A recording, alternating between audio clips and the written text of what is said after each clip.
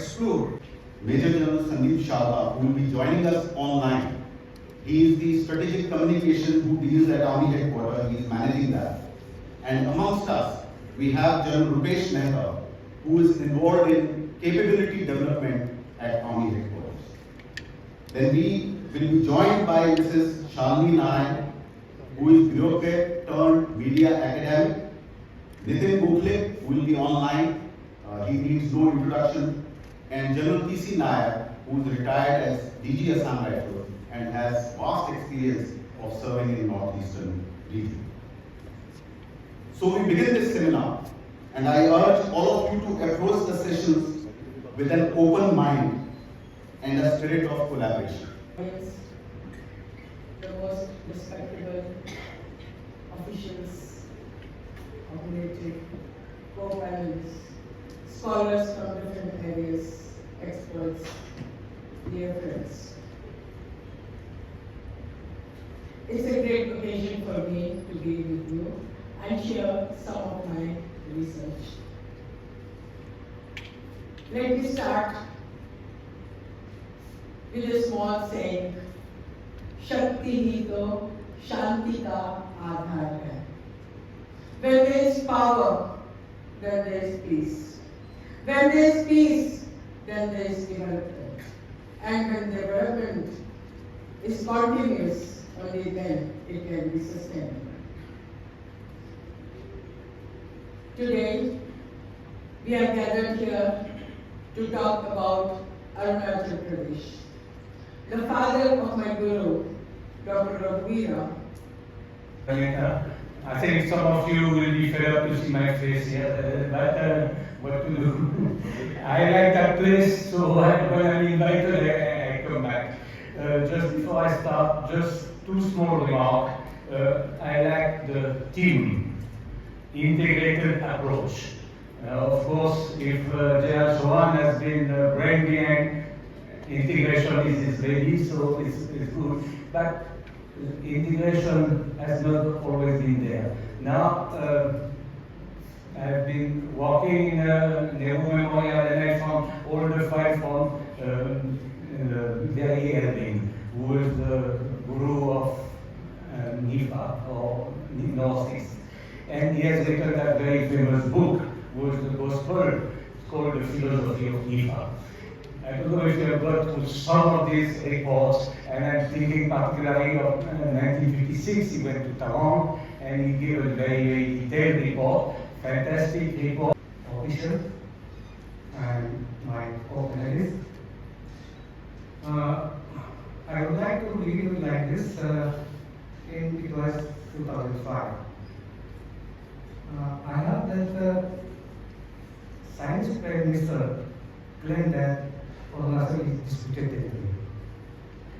And within next month, Science Ambassador in Delhi, he visited Pune University and claimed that Arunachal is my territory, Chinese territory. And I was there for 2-3 months and working for reaction from the government of India. Government of India has not reacted. Then I wrote one article published in the local daily, which copy is still with me. I said that historically, Arunachal was neither belonged to China nor belonged to India. But at present, Arunachal Pradesh has been territorially, politically, everything interacted with India. After having set the uniform after about 4 years. Before we proceed further, I would also like to say that we are really fortunate to have such a eminent panel which is a mix of governance and industry. So therefore, we are going to actually see how border area development can be targeted, keeping the security angle in mind, and I give that security perspective as part of this particular session. So a very warm welcome to all our panelists.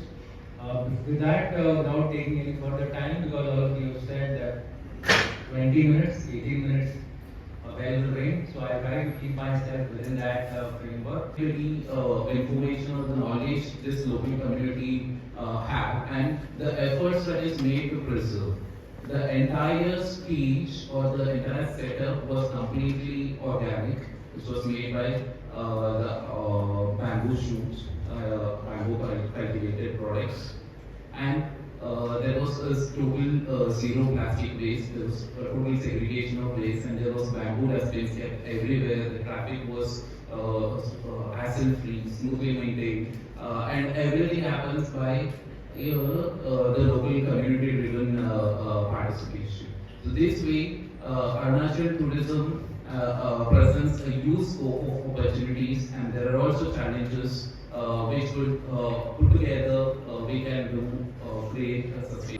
Which looks at social and economic development of the country, and we have been at the forefront of many initiatives which you take as normally people take as granted, the government is doing it, but behind the government, the policy, the thoughts, the ideas, the recommendations come from a large extent CII. The national budget, almost 60% of the inputs are from CII. So you would have noticed it whenever there is a budget session. After that, the follow-ups, you will have CII giving out their views and things like that. This organization has 40 departments taking care of every vertical of the industry, every vertical, including tourism, of education, of anything. And we have centers of excellence. These include something like logistics, competency. Talk about the economy of the state. So if you look into this, the population density is as low as 17, and the Indian average is somewhere around 380 people. These statistics are very important when we talk about this region. These are some of the key advantages that we have been talking on for a long time, which is there. The state government also acknowledges these advantages.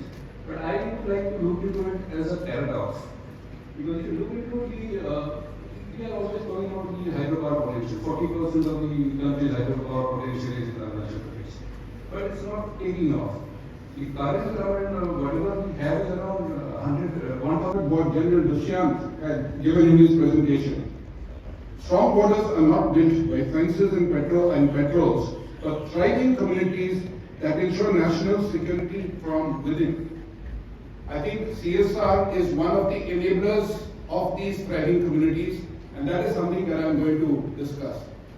And the second thing, if you'll excuse me, I am going to project my organization. I was introduced as the CEO, I'm actually the founder. I'm going to project my organization as a part of what CSR can be done. So you'll be seeing some pictures of what was before and after the CSR intervention.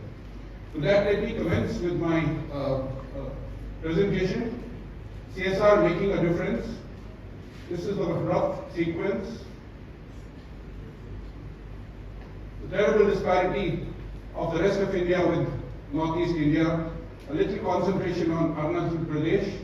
Talking about our project in this district in the district of Shiyomi district, a bit about the Sunburn CSR, where you see actual pictures of the work that has been done and the conclusion. However, as what I want to put across is that almost our Ministry of Water, the Northeastern Council, has sponsored projects across all the sectors that has been discussed as till now.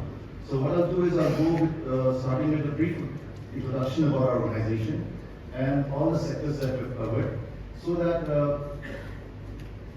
we can identify the critical gaps and then we can work for the border areas. Because once you understand the structure, our organization and the works that we do, then it'll be easier for you to give me feedbacks. So I'll just go straight to the right. So this is the composition of our office. So chairman is the Union Home Minister, the vice chairman is Governor Minister. The ex-officio members are the governors and chief ministers of the 8 states of the Northeast. So this is basically the structure of our of NEC. So these are the functions. So the functions will be clear to you once we get straight to the sectors and the projects that we sponsor and we support. So these are some of the iconic projects that we have been established in the Northeast. For example, it's spread across the different states. For example, Regional Institute of Medical Science, RIMS, that's in Imphal. Northeast Police Academy, Shillong, NEPCO, then the first engineering college of the Arunachal, Neris, and so many other, there are many other projects. These are the iconic institutions that were established. We have the state governments and the central governments as per the requirements placed by them. So as of now, these are the achievements of NEC, of our office. We have constructed 11,400 environment, respecting the environment. It should be a model state. So that is the objective of this. So in the morning we look at the history of that state, the history of the Northeast, but also how the second session, how Arunachal can become really a model state, and how the people of Arunachal can have a better life by getting more revenue, in particular in tourism, ecotourism. It has to be special. It cannot be like any other state. Arunachal should be special, and it will be. So all these stakeholders had come in the morning and discussed this issue, and hopefully will convey it to the government of India.